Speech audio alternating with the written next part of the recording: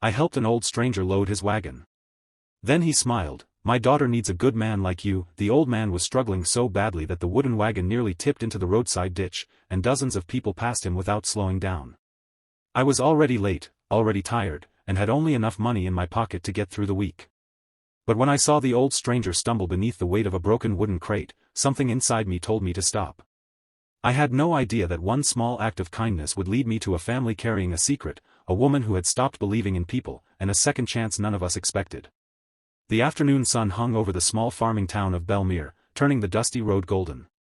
I had spent the morning repairing fences at a ranch outside town, but the owner had told me there would be no more work until the following week. My name was Calder Voss, and at 32, I had learned not to complain about things I could not change. Life had already taught me that pride could not put food on a table, and frustration could not pay a bill. I had been saving every coin I could because my younger brother, Rian, depended on me after losing his job months earlier. We lived in a tiny rented house at the edge of town, and every day felt like another test of how long we could keep going. As I walked home, I noticed the old man beside a weathered wagon. His horse stood patiently while he tried to lift a heavy wooden crate into the back. The man's shoulders shook with effort. He stopped, breathed deeply, and tried again. The crate barely moved. Two young men on bicycles passed him laughing, while a delivery truck drove around the wagon with an impatient horn. The old man looked down at the dirt for a moment as though he had suddenly become invisible. I almost kept walking. Then the crate slipped. It landed against his leg, and he grabbed the side of the wagon to keep himself from falling. I dropped my worn canvas bag and hurried toward him. Without saying much, I lifted one end of the crate while he pushed from the other side. Together, we got it safely into the wagon. Then I helped with another crate, followed by a sack of grain and 2 wooden boxes filled with jars. The old man watched me with a strange mixture of gratitude and surprise. When everything was finally loaded, he straightened his faded brown coat and wiped his forehead with a handkerchief. His name was Orwin Hale. He told me he was 71 and lived several miles outside Belmere. He had come into town to sell homemade preserves and buy supplies for his small farm. I expected him to thank me and leave, but instead he studied my face for several seconds. Then he smiled. "My daughter needs a good man like you," he said. I laughed because I assumed he was joking. Orwin did not laugh.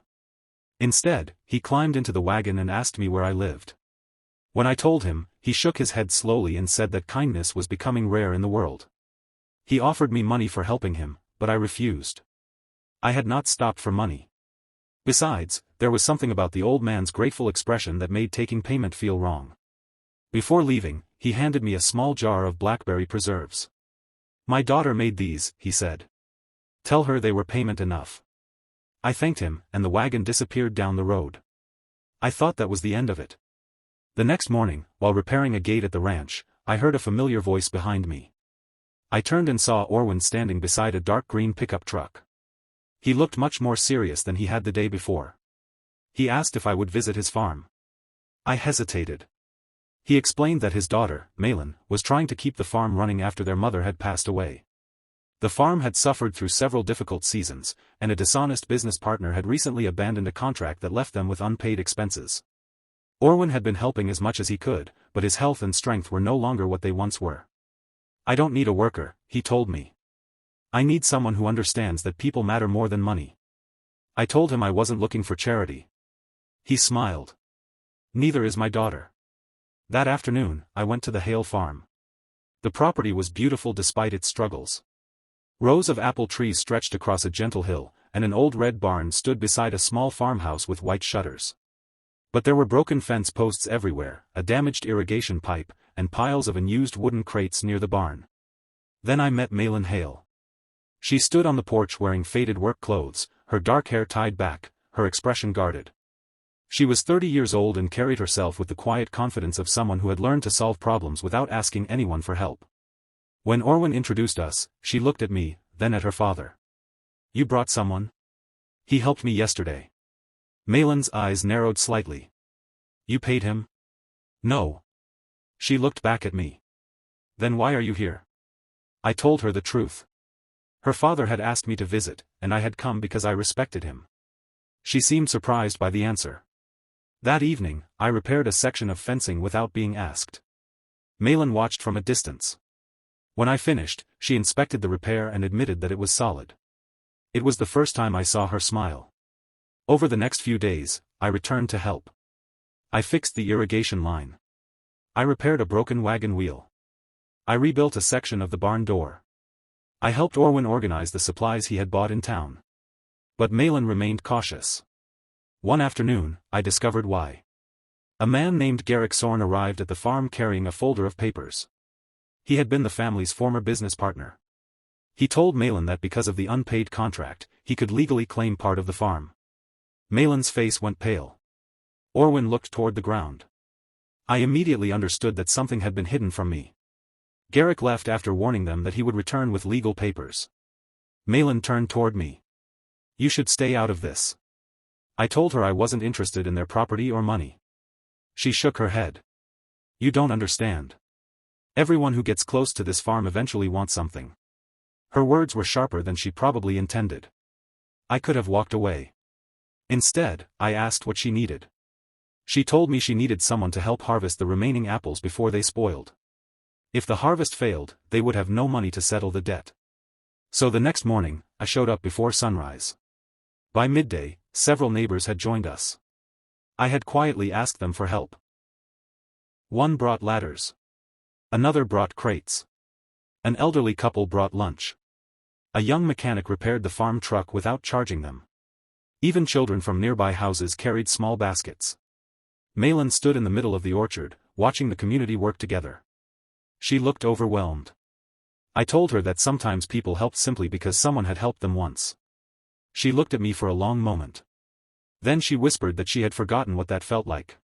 The harvest succeeded. But Garrick returned. He arrived with documents claiming the farm had been transferred as collateral years earlier. Malin was devastated. She admitted that her father had signed the original agreement during a difficult season, but she had never known the contract contained a clause giving Garrick control over the property if certain conditions were not met. Orwin blamed himself. Malin blamed everyone. And for the first time, she blamed me. She accused me of becoming involved only because her father had encouraged some kind of relationship between us. I was hurt. I told her I had never expected anything from her. Then I left. For 2 days, I stayed away. I thought perhaps I had made a mistake by getting involved. Then Orwin came to my house. He looked tired.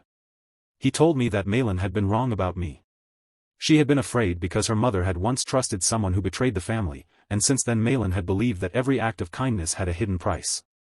Orwin reached into his coat and handed me the empty blackberry jar. "I gave you this because my daughter made it," he said. "But she didn't make it just for you. She made it because she still believes people can be good. She just forgot how to admit it." I stared at the jar. Then Orwin told me something I had never expected. Years earlier, his wife had kept a notebook filled with the names of people who had helped their family. Whenever someone helped them, she wrote down the person's name and what they had done. Orwin opened the notebook. There were hundreds of names. Some belonged to people who had helped them during storms. Others had repaired fences, delivered food, watched their animals, or simply stayed when life became difficult. The final page had one empty line. Orwin handed me the notebook. He asked me to write my name. I couldn't. Instead, I told him Malin deserved the chance to decide her own future without anyone arranging it for her. The old man smiled.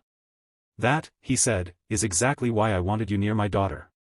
The next morning, Malin came to my house. She apologized. She admitted she had been frightened and angry, but she also admitted something else. She had begun trusting me. Not because I had fixed fences or lifted crates. Because I had walked away without demanding anything from her.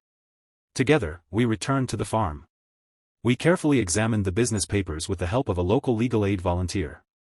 They discovered that Garrick had misrepresented several terms of the original agreement. The matter was settled honestly, without threats or revenge. Garrick had to release his claim, and the Hale family agreed to repay the legitimate amount they owed over time. The farm was safe. But the real change happened afterward. Malin began accepting help from the community.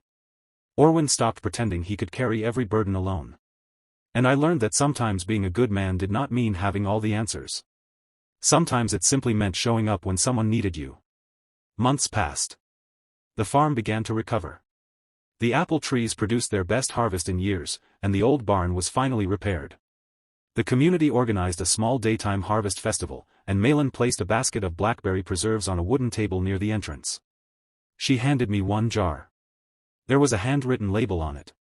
It said, "For the man who stopped when everyone else kept walking." I smiled. Then she took my hand. Orwin watched from a nearby chair, pretending to be interested in the apple pie while secretly wiping tears from his eyes. Later, as the afternoon sun settled over the orchard, Malin told me that her father had been right about one thing.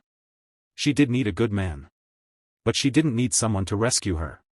She needed someone willing to stand beside her while she rescued herself. I told her that was exactly the kind of woman I wanted beside me too. The old wagon that had brought us together still stood beside the barn.